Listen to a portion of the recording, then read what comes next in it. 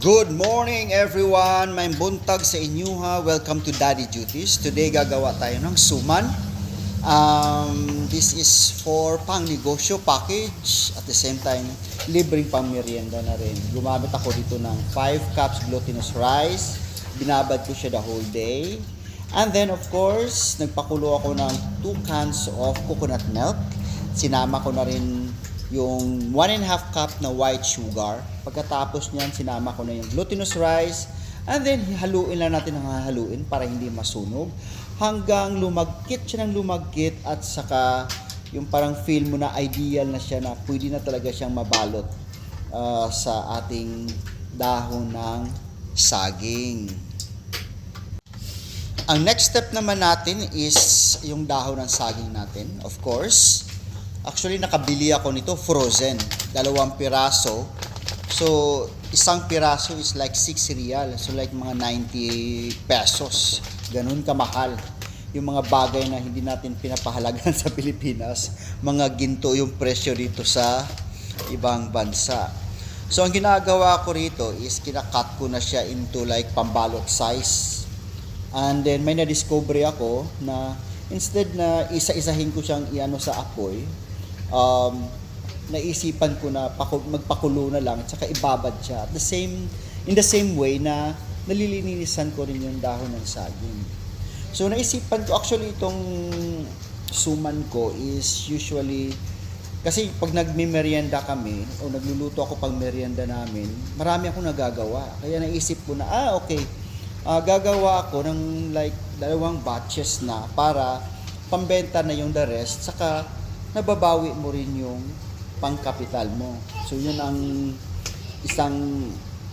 isa sa mga nagbigay sa akin ng idea o inspirasyon. At least na naglibre ka na sa merienda mo, at the same time nababawi mo pa yung kapital mo. At saka actually, yes, kumikita rin. Hindi naman gaano kalaki kasi ayaw ko naman ng magpatong na sobrang laki. Yung tamang-tama lang. Yung may mga kababayan kasi tayo rito na talagang natatakam din sa suman. So, yun yung purpose ko lang dito. Parang ma-feel at home naman sila sa Pilipinas. Alam ko nami-miss nila to. And then after that, magsimula na tayo sa pagbalot nito. Itong mga gawain ito, actually nakikita ko lang to sa Pilipinas, sa mga auntie ko, pag gumagawa dyan may mga events, although hindi ako gumagawa ng ganito talaga, but through time, sa paggawa mo ng paggawa, natutunan ko rin siya. Pero sa totoo lang, nung una hirap ako kung paano pagbalot, yung pag hindi ka sanay sa mga bagay. But pag lagi mong ginagawa, nagkakaroon ka talaga ng idea. So, tulad niyan, ngayon ginugupit ko na. Dati walang gupit kasi pag di mo siya ginupit, pag binuksan mo siya, ang hirap buksan. Kaya okay. So na-realize ko, gugupitan ko siya. So kaya ginugupitan ko na yung mga dulo to dulo. Tsaka may space din ako during pag gusto ko na siyang i-steam. May malaki kong space kasi dati puro halos sa sobrang kapal ng mga dahon, hindi na siya magkakasya. Tsaka sayang yung oras ko kasi konti lang yung na-steam ko. Ngayon, napupuno ko na siya. Medyo to the maximum level na yung nalalagay ko na suman. So yan. So, habang nagbabalot ako, yung mga anak ko naglalaro sa background. Yan yung bibigay sa akin ng inspirasyon. Actually, ito yung isa sa pinakamadaling gawin na kakanin. Isa sa pinakamadali. Hindi siya masyadong trabaho para sa akin. At saka, pag siniseryoso ko talaga to, medyo malaki rin ang kita nito talaga. Like, for example, gagastos ako ng 30, o like, pagpalagyan natin like 35, kikita ako like mga 80. Kung siseryosohin ko siya, yung hindi kami kakain. Pero since meron kami para sa amin, so yung mga natira lang yung ibebenta ko. So yan yung mga tira-tira natin. Actually, ito naman, isang purpose nito is pambenta talaga. And then, ano pa ba? So actually, wala pa akong customer, pero madali lang kasi itong ilako. Kaya no sweat. Kayang-kaya ibenta yan kasi mura lang. So yan yung finished product natin. As you can see, yan. Actually, akala mo konti lang, pero marami din yan. Kung susumahin mo, marami yan.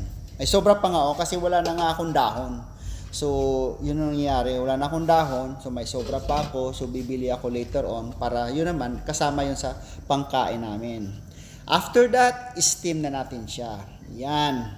So, see, tingnan mo. Nung kinat ko siya, medyo mabilis na yung... Ito lang kasi yung steamer ko eh. Wala akong steamer na malaki. Kaya, pinagtitiisan ko na lang to. Hindi pa rin ako bumili ng bago.